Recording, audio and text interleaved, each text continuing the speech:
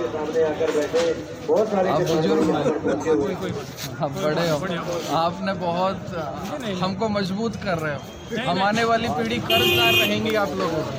ऐसे कर्जदार से तो मारा हुआ है ये काम। सर, जिस तरह से आज ट्रैक्टर रैली निकाली गई है गाजीपुर से और डाफना के लिए, तो इसके आगे किसानों की क्या रणनीति है कि जिससे सरकार इस आंदोलन को खत्म करे और इस बिल को वापस? देखिए, ये सरकार के हाथ में है। सबसे पहले मैं बता दूं, मेरा नाम हरीश सोन है। मैं प्रोफेशनल लाइफ स्किल्स कोच हूँ, लेकिन किसान की संतान हूँ और स्वयं भी किसान हूँ। इस आंदोलन को खत्म करना है सरकार के हाथ में। 3 बिल वापस ले ले, MSP का कानून बना ले, आंदोलन खत्म हो जाएगा। इसमें कोई बड़ी चीज़ है ही नहीं। रही बात हमारी, जब सरकार बिल वापसी नहीं करेगी तो हम घर वापसी कैसे हो जाएंगे? सर, सरकार का कहना है, हो सकता है सरकार का ईगो भी आगे आ रहा है, किसानों का भी ईगो आगे रहा। सरकार बोला उस बिल में आपको जो भी संशोधन करना है सारे संशोधन करने के लिए तैयार है, लेकिन हम इस बिल को वापस नहीं ले सकते। मैंने जैसा कि पहले आपको बोला, हो सकता है आपका भी ईगो आगे आ रहा हो, सरकार का भी ईगो आगे आ रहा हो, तो क्या किसान केवल सरकार से ये बिल वापस करवाना चाहते हैं, सरकार को गद्दी से हटाना चाहते हैं? देखिए, सबसे पहले तो हम आपको ये बता दें, हमारा सरकार का विरोध नहीं, हमारा 3 बिलों का बात आती है ईगो की। सरकार अभिभावक होती है और जो जनता होती है वो संतान होती है। सरकार अभिभावक की तरह अपने संतान की परवरिश कर रही है, तो अभिभावक और संतान में कभी ईगो नहीं आती। हाँ, हो सकता है अभिभावक में ईगो आ गई हो, लेकिन संतान में नहीं है। रही संशोधन की बात, यदि कोई चीज़ हमको नहीं चाहिए, संतान को नहीं चाहिए, और वो जबरदस्ती संतान को देना चाहते हो, आप कहते हो ये तो तुम्हारे हित में है, ये तुम्हारे लाभ में है, लेकिन संतान को उसमें लाभ नहीं दिखता, तो हमें क्यों जबरदस्ती देना चाहते हो? दूसरी, ये संशोधन उस चीज़ में होते हैं जिसमें छोटी मोटी कमियां होती हैं। हमने किसी भी दर्जी को कुर्ता सिलवाने के लिए दिया और उसने पजामा सिल दिया, अब वो ये कहता है जी इसमें संशोधन कर लो, तो पजामे में संशोधन होकर कुर्ता नहीं बन सकता। पजामे को खत्म करो, दोबारा नया बिल ले आएंगे, MSP पर कानून बनाओ। हमारी कोई ईगो नहीं है, हमें तो अपने जीवन की, आने वाली पीढ़ी की, सिर्फ हमारा एक ही अनुरोध है सरकार से कि इस देश में यदि ये 3 बिल वापस नहीं हुए, आज तो किसान मजदूर की तरह काम कर रहा है, लेकिन आने वाला भविष्य इस सरकार से पूछो कि जिस दिन किसान का बेटा किसान बनने को आज भी तैयार नहीं है, और आने वाली पीढ़ी जब किसान का बेटा किसान बनने को तैयार नहीं होगा तो ये खाएंगे क्या? व्यापारी का बेटा व्यापारी बनने को तैयार है, सुनार का बेटा सुनार बनने को तैयार है, नेता का बेटा नेता बनने को तैयार है, और हर नेता अपने बेटे को नेता बनाने को तैयार है। लेकिन कोई एक ऐसा किसान बताओ कि जो अपने बेटे को किसान बनाने को तैयार हो, क्योंकि उसके पैरों में बीमारियां पड़ गई हैं, उसके चेहरे 30 साल की उम्र में दांत निकल जाते हैं किसान के, 40 साल की उम्र में कहने लगता है अब तो मौत आ गई है सर से। तो किसान का बेटा जब किसान बनने को तैयार नहीं होगा तो देश में भूखमरी आएगी। आप भी नहीं कुछ खा पाएंगे, हम भी कुछ नहीं खा पाएंगे। भूखे पेट कुछ नहीं हो सकता, भूखा पेट कुछ न देशभक्ति हो सकती है, क्योंकि बहुत विद्वान कवि नीरज का शेर है कि भूखा पेट न जानता क्या है धर्म अधर्म, और बेच दे संतान तक भूख बड़ी बेशर्म। भूख बहुत बेशर्म होती है। सर, जिस तरह आपने तर्क दिया कि आपने दर्जी को पजामा सिलने के दिया, उसने आपको अंडरवियर सिल के दे दिया जी, उसी तरह सरकार अपना तर्क देती है। जैसे बोलते हैं कि गार्जियन और बच्चे के बीच में जो एक रिश्ता होता है, गार्जियन हमेशा अपनी औलाद का अच्छा चाहती है कि उसका बुरा ना हो। हाँ। और उस समय छोटेपन में बच्चे को ये नहीं पता होता कि हमारे माँ बाप जो हमारे लिए सोच रहे हैं वो सही है या गलत। क्या कहना है इसको? मैं ये कहना चाहता हूँ, यदि हमको ये पता है कि हम सरकार चुन सकते हैं, भारत का संविधान हम पर इतना विश्वास करता है कि हम सरकार चुन सकते हैं, लेकिन ये हम पर इतना विश्वास नहीं करते कि हम अपने 3 बिल हम अच्छा और बुरा समझ सकते हैं। हम मोदी तो बना सकते हैं प्रधानमंत्री, मोदी कहता है कि तुम चुन दो मुझे प्रधानमंत्री, तुम में इतनी सामर्थ्य है, मतलब हमें समझ भी आ जाती है, हमें सामर्थ्य भी आ जाती है, हमें बुद्धि भी आ जाती है सरकार चुनते समय, लेकिन अपना बिल, अपना अधिकार में संशोधन और मांग करते हुए हमें बुद्धि नहीं रहती, हम मूर्ख हो जाते हैं, हम न्यूबॉर्न बेबी हो जाते हैं। और इन्हें बता देना कि जब बाप के पैर में बेटे की जूती आने लगे तो समझ लो कि कंधे से कंधा मिलाकर बराबर की साझेदारी और सलाह से काम करना चाहिए। ये मेरे बुजुर्ग खड़े हैं यहाँ कि हमारे किसानों में एक कहावत है कि जब बाप और बेटे के पैर की जूती एक हो जाए तो एक दूसरे से सलाह करके बात करनी चाहिए। हम में इतनी तो बुद्धि है कि हम सरकार बना सकते हैं। एक और बात बताना चाहता हूँ, इनका जो ये मीडिया है और ये लोग हैं, ये कह रहे हैं कि ये तो कुछ भ्रमित लोग हैं। मैं इस बात का जवाब देना चाहता हूँ, आपने सवाल नहीं पूछा लेकिन मेरी इच्छा है, मैं ये बताना चाहता हूँ कि ये कांग्रेस वाले या दूसरे दल वाले हमें इतना तो बहका नहीं पाए कि हम इन पे वोट लगा दें, लेकिन ये हमें यहाँ जाड़े में मरने के लिए बहका रहे हैं। कितनी अच्छी बात है। मतलब मैं तुम्हें इतना तो बहका नहीं पा रहा कि मेरी पसंद का तुम कपड़ा पहन लो, लेकिन इतना बहकाए में आ जाते हो कि अपनी बेटी की शादी मेरे कहने से कर देते हो। यार कितनी अजीब बात है। वो हमें एक वोट देने के लिए तो बहका नहीं पा रहे। यहाँ 50 जान चली गई हैं। ये मेला नहीं है, ये शहीदी है, शहीदी, ये युद्ध है। तो अभी उनको ये मजाक लग रहा होगा, जिस दिन इसकी सच्चाई उनको पता चलेगी।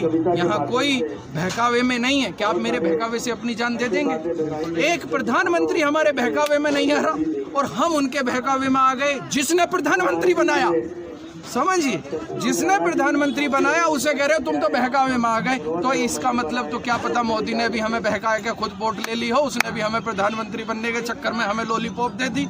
अब नहीं होगा। हम किसी के बहकावे नहीं हैं। हम अपने भूखे पेट के लाचार लोग हैं, हम किसान लोग हैं। और ये जो समय है ना, अभी तो इनको ये नहीं पता कि जिस समय किसान आंदोलन कर रहा है, ये किसान का सबसे कठिन समय होता है।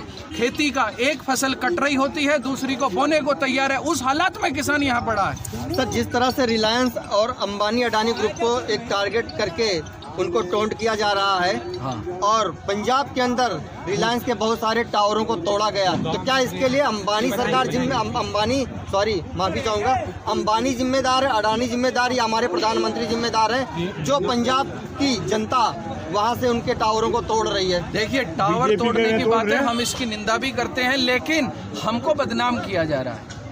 ये आंदोलन इतने लंबे समय से चल रहा है, यहाँ किसान शहीद हुआ है, लेकिन कोई पुलिस वाला शहीद नहीं हुआ। बिल्कुल हुआ? बिल्कुल नहीं हुआ। बिल्कुल भी। तो ये तो बीजेपी के लोग, इनके ही मनगढ़ंत लोग, इनके ही बीजेपी के लोग हैं। कैसे लांछन लगा सकते हैं? क्योंकि जब सरकार पंजाब में कांग्रेस की है,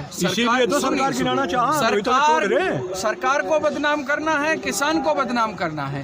पहले तो हम बता दें कि ये कितने भी बदनाम कर लें, हम कोई भी ऐसा कर्म नहीं करेंगे, क्योंकि ये गुरु का घर है।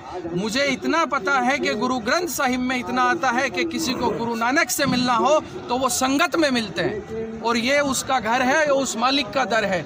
यहाँ 50 किसान शहीद नहीं होते, यहाँ 50 पुलिस वाले शहीद होते यदि यहाँ उग्र हो जाते, और वो पुलिस वाले भी हमारे भाई हैं। ये एक और भ्रम में बैठे हैं कि पुलिस रोके बैठी है, पुलिस ना रोक रही है, ये तो हम चुप बैठे हैं। हमारा देश है, वरना वो भी हमारे और हम भी उनके, हम एक ही परिवार के हैं। हमारे ही भाई तो सेना पे देश की रक्षा कर रहे हैं और हम ही यहाँ कर रहे हैं, तो हम भ्रमित नहीं हैं।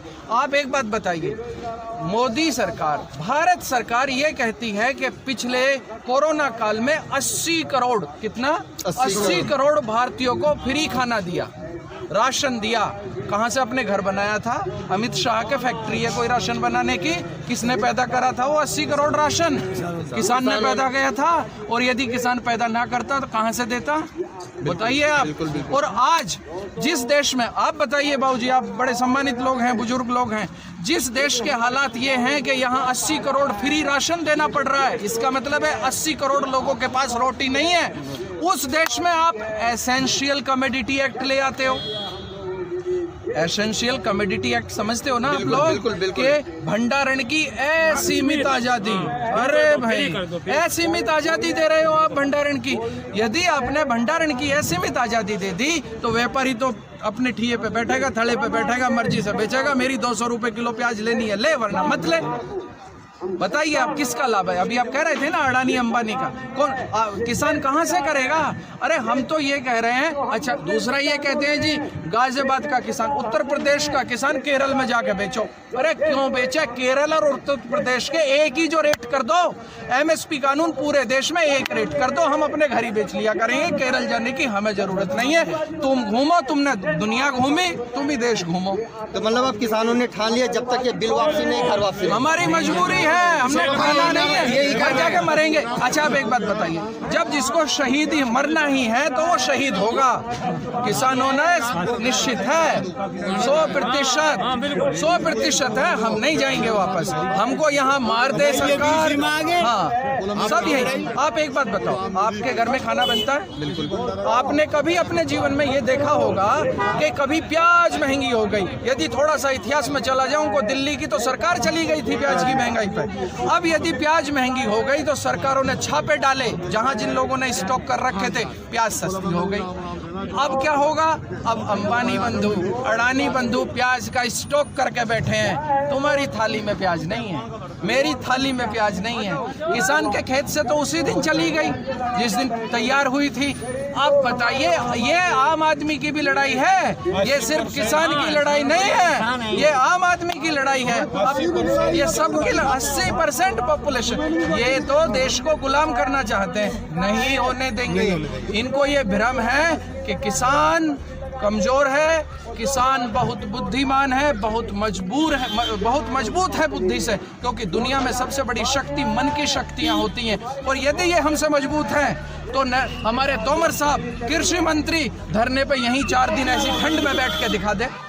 यदि उनमें सामर्थ्य है हमारे बराबर, भाई हमारे यहाँ बैठे तो सही 4 दिन ठंड में, हम 50, हमारे परिवार के 50 लोग शहीद हो गए और इन्हें शर्म नहीं आती? हमारे धरने को पिकनिक कहते हैं। ये इतने निर्लज्ज हो गए हैं, ये निर्लज्जता की पराकाष्ठा है, इससे बड़ी निर्लज्जता की पराकाष्ठा नहीं हो सकती। और जो एक और बात बता दें, इस समय मोदी जी के साथ एक मजबूरी है। मैं विदुर नीति का एक श्लोक बताना चाहता हूं, मेरे बुजुर्ग बैठे हैं कि पुरुषा बहुत राजन सतत प्रियवादीन प्रियश्य तो पथश्य वक्ता श्रोता च दुर्लभा। मोदी जी 4-6 लोगों से घिर गए जो बाबूजी बाबूजी कह रहे हैं। अरे वाह मोदी जी, वाह मोदी जी, सोने के तारों से अपने कोट पे मोदी लिखवा रखा है, तुम महान हो, तो नरेंद्र मोदी हो। लेकिन ये किसान थोड़ा अप्रिय बोल रहा है, लेकिन देश के उद्धार के लिए, देश के उत्थान के लिए, इस देश में एक किसान मोदी जी बता दें, मैं मोदी जी का जीवन भर जूते पॉलिश करूंगा जो किसान ये कहता हो कि मैं अपने बेटे को किसान बनाना चाहता हूं। चलिए, बहुत बहुत शुक्रिया सर हमसे बात करने के लिए। जैसा कि आपने देखा इस आंदोलन में किस तरह से सवाल और जवाब हुए। इनका कहना है, किसानों का कहना है कि ये सिर्फ और सिर्फ केवल किसानों की लड़ाई नहीं है, आम जनता की भी लड़ाई है। जो एसेंशियल अकोमोडिटी का ये कानून लेके आए हैं, उसके तहत भंडारण असीमित मात्रा में करेंगे और उसके बाद देश के अंदर अनियमितता पैदा होगी और एक तरह से आप कह सकते हैं कि कारपोरेट राज आ जाएगा। तो आगे की अपडेट के लिए भी देखते रहिए अखिल भारत न्यूज़। नमस्कार। धन्यवाद जी, धन्यवाद।